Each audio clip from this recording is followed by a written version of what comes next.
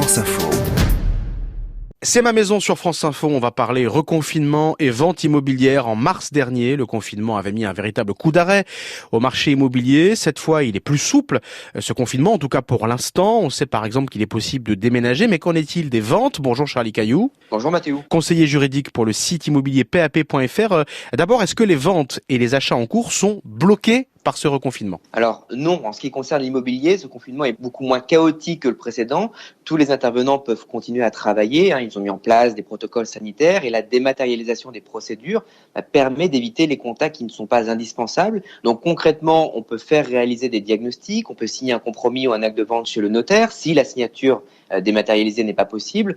On peut faire venir des artisans pour des travaux, on peut déposer un permis de construire en mairie, on peut déménager, on peut demander un crédit.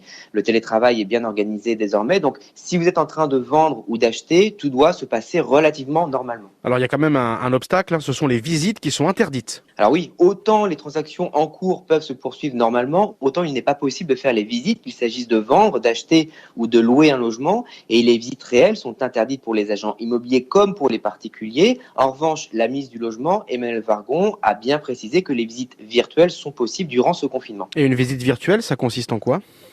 Alors, elle est réalisée par un photographe professionnel avec une caméra 3D. Il se rend dans le logement pour faire toutes les prises de vue. Il en a pour à peu près 1 heure. Et une fois fabriquée, la visite virtuelle permet à l'utilisateur, l'acheteur, sur son téléphone ou sur son PC, d'être en totale immersion dans le logement, de se déplacer de pièce en pièce et de zoomer sur les détails. Et donc, selon moi, elle permet de juger un point hyper important qu'on ne peut pas juger avec de simples photos, c'est la distribution des pièces. Et en même temps, Charlie, personne ne peut acheter un logement sur la seule base de cette visite virtuelle.